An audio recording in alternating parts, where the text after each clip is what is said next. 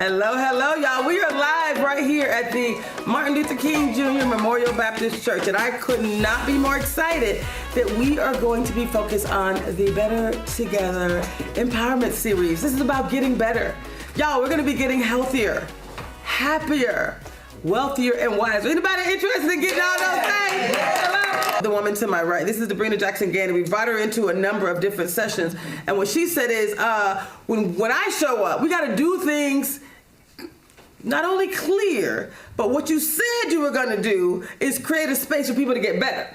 The GPS in our cars, the first thing that it's asking is, where are you starting from? Mm-hmm. And you don't want to think you are in downtown Seattle when you are in Burien, because your starting location will be twisted and your instructions will be crazy. So part of truth telling is knowing where you're located and not having an inflated, because it looks good, positioning myself way up here because it's more palatable, but being able to be in tune with where you are, how you're showing up, and name it, so that then you can get clear about what the destination is, and your pathway there isn't warped. It's the truth that sets us free, and when we tell ourselves the truth, then we're on a different path. So I think on the right path, I should say. And so I think just uncovering those masks. What are the masks? What masks am I wearing around? And, uncovering those masks. So I think some of that came out of these several weeks that really opened us up to the authentic self. I grew up playing basketball, and I wasn't that great of a basketball player. I was late. I didn't start till 10th grade. I was a great swimmer, transition. One of my guys right here is in the room. He knows that too. And I remember I had to tell myself the truth. Like, I ain't really that good. I could shoot a little bit. I had good eye-hand coordination, but I couldn't dribble left-handed. I didn't even know the rules. I didn't even know the plays. So it wasn't until I put all these hours in, but I had to understand, I'm not really that good at all. Wanting to get better is not the same, right? It is not the same. And the practice of getting better is just that. We call it the practice of mental fitness, right? The practice of showing up differently, the practice of choosing when I see that saboteur, that thing that is not serving me, I'm going to pivot and do something different as quickly as possible. So I just love that we're laying out a very clear path, y'all. There should be no mystery, no confusion. If you really want to transform, we're laying it out for you. Being true to yourself. Yes. I go to Howard University, I'm in the music department. Yes. I think I'm into music the way you're into basketball. I spend a little time studying it. We're going to have you look at that camera right there. But I'm on campus with Donnie Hathaway. Oh. I got Roberta Flack in I got Felicia Rashad over here. I got Debbie Allen over here, and I'm in this department. And I'm walking through the 41 rooms of the practice room downstairs, and I hear all this talent. Mm-hmm. And I had to be true to myself. And I went into architecture.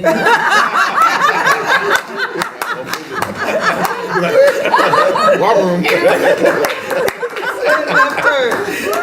turn. I love that. I could put the work in and get to another level. Just to make the team was a lot. And then go from that to be able to be on a team that we actually won a championship, to go from that to be able to get a scholarship. Most kids don't even get scholarships. Yeah. So it was one of those things where I always look at, when I try new things, it's like, I could do that because I was able to do this. I was able to do that. Yeah. So it's just stepping stones. You keep on stepping to the point of using those stepping stones to the next platform, and you kind of demystify the fear factor. Remember we talked about the 5 primary drivers, that beliefs lead to our thoughts, which are thoughts that lead to our emotions and our feelings, which are feelings that lead to the actions or inactions, and then it's those actions or inactions that lead to the results. So when you go deep, when you start to transform, you're transforming beliefs.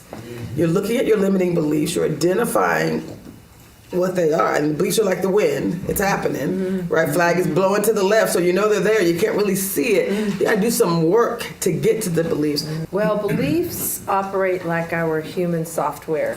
So we use that a lot when we talk about technology and upgrading your software, and there's a bug in the software.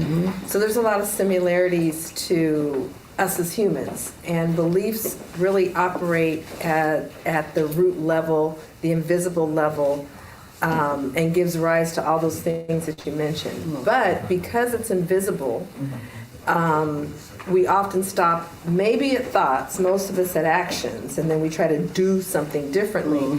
But to go deeper to the source level really takes some energy, effort, attention, intentionality. And it's really our beliefs that really can keep pulling us back to certain patterns. Inside, there's this turmoil.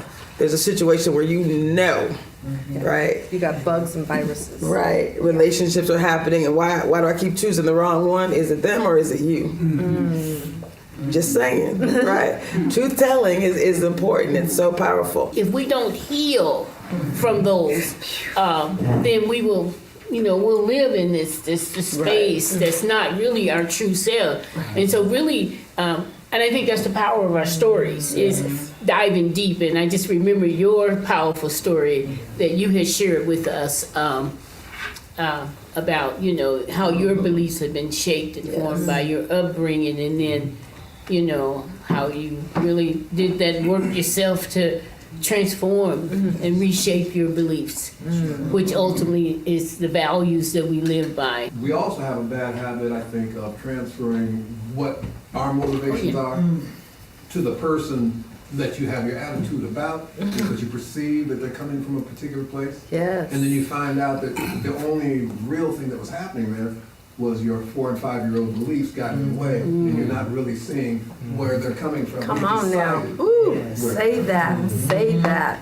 Ooh, that's good. There is something so powerful about being surrendered. So we're going to ask each of you to decide today that whatever has been holding you back, whatever has been causing you pain, whatever has been a problem, a trigger for you, that you're going to do the work. We're going to not just talk about power. We're going to do that. We're going to work the practice. To grab the wind is difficult. To see the evidence of the wind blowing a flag or a branch, that's more easily identifiable. So you got to kind of back into belief work the same way, and starting with your patterns, and choose a specific area so you're not overwhelmed. Are you going to put yourself in a powerful state of mind so that you can be creative and manifest an amazing outcome? Or is this horrible thing going to happen and you're going to woe is me and go down a path of this is horrible and I'm not worthy and blah, blah, blah, right? There's only two states of mind, powerful or primal. When you're in a primal state, that's that breathing. We talked about the power of the pause. Leave that for someone else. I don't have time for that. Like, I believe that everything happens for my good, shenanigans and the like. Let's make it work. We have to stop feeding the negative thoughts. There's a biblical text that I really like in one of Paul's letters where it talks about think on those things that are noteworthy. Think on those things that are life-giving. So, I really try and practice, and what I share with people, when you start to think those negative things, you gotta reverse it. You are somebody. You are a child of God. I remember when I first went to college, when I was in my math class, and the instructor came in and said, well, some of you are going to graduate and some of you are not going to graduate. I said, I'm going to graduate. And I did, because I believe in myself. When I went to college, I said, I'm going to graduate. And I graduated because I believe in myself from somebody, and I know I can do it. And I did it. So that's what we have to do. You have to believe in yourself, believe that you can do it. You're a child of God. You are somebody. Yes. The only Bible verse I remember as a kid was Hebrews 11:1, and it was, now faith is something things hoped for, evidence of things not seen. I ride with that all the time because it kind of manifests a lot of different things. It touches on the fact that, yes, even though I may have a vision, it's limited on my community, right, based on what I've seen, what I haven't seen. But if I have faith, there's things beyond what I can see that I have to understand. Forgiveness work is about returning your heart to its natural open state, which is a state of freedom. So it's personal liberation work is what forgiveness is. It's a spiritual technology. It is not just based on your mind. It also is based on the love of a creator that's beyond each of us. So the other analogy is a bruise in the physical body. If I punch Ed really hard in this arm with this ring, he's probably going to have a bruise and it's going to be sensitive. 2 days later, Tracy bumps into him and says, "Oh, Ed," and right there it hits the same spot my ring caused. Now, what he will probably say is, "Tracy, you hurt me. And if he's not remembering where the bruise had its origin, he will assign the hurt to her. There are things you can do to really understand, where am I at? Like, what's really happening here? So really think about how many times, yes, are there shenanigans? Yes. Is there racism? Absolutely. Of course, we all know that there is. Do I show up like that? No, I can't. So I don't even allow myself to assume, even though I have experienced some shenanigans, I don't allow myself to show up like the black woman who believes that everyone's out to harm me. It's unacceptable. That is not who I am. I believe that every situation works out for my good. So just be careful. We're going to have you start with identifying who. Now, I usually will have people do, I call forgiveness a spiritual treatment, and they have identified 2, 3, or 4 people. But because of the format and the time, we're going to just have the forgiveness work be focused on self today. Secondly, you're going to be zeroing in on a pretty turning point or pivotal situation that happened to you. So you're going to zero in on a significant situation. Then you are going to identify and write down the low-level emotions, the residual low-level emotions from that situation. And where those low-level emotions still are is in you. Then we're going to be using breath as an aid to help us begin. Keyword begin. Did I say begin? Yes. Loosening up the low-level emotions that have accumulated within us. And then I'm going to give you some things to say out loud, because this throat area is connected to your personal power. And I call it a pulse breath. And so instead of going smoothly in and smoothly out, you're actually going to do 3 pulses in.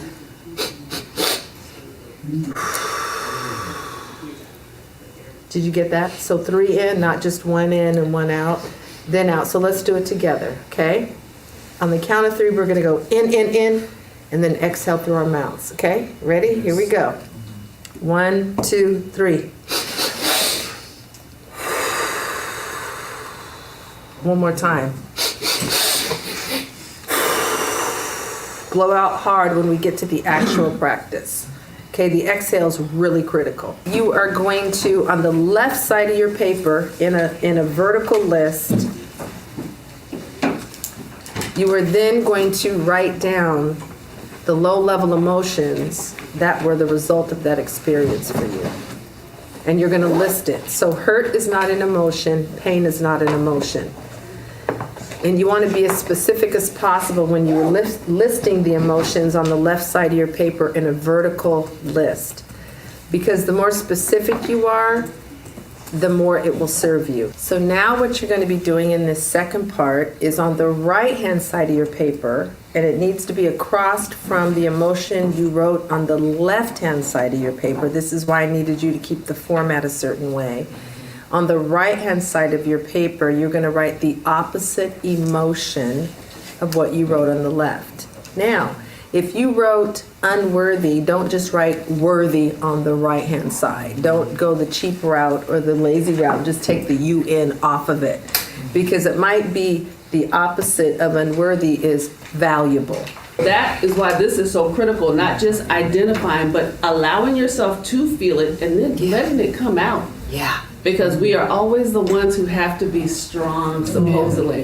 And I have surrendered that. Like, I don't have to be the strong one in my family Come on anymore. now. I can support you and all that, but I'm going to go ahead and release and cry and do whatever I need to do so I can stay healthy and whole and not have any dis-ease forming in my body because I'm stuffing. Yes. I don't stuff anymore. It comes out. When I say begin, you are going to start your I now release statement.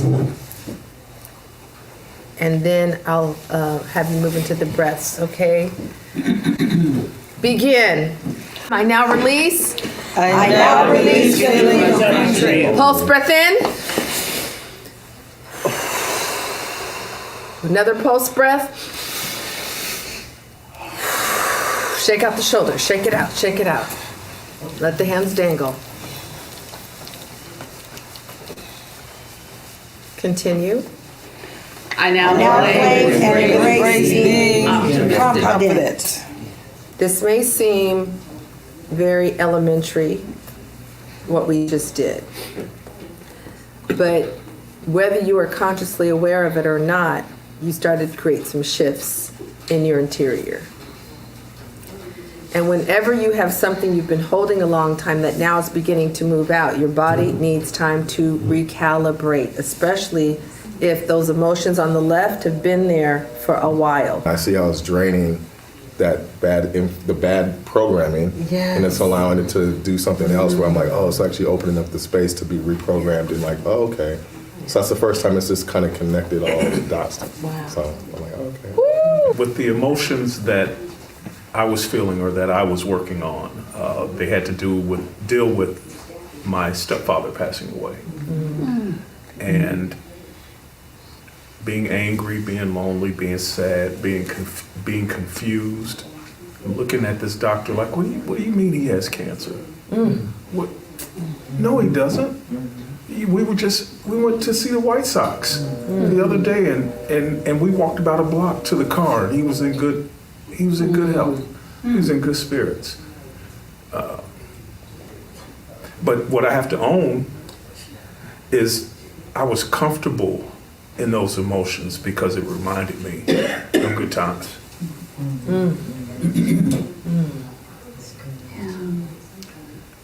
So this is probably something I probably needed to do for a while. We're gonna do this work. We're gonna make this our new normal. Like, how's this for the new normal? Yes. Holding in emotions is not actually how we were designed as humans. This is what we were designed to do and be. It feels good to be free, to be set free.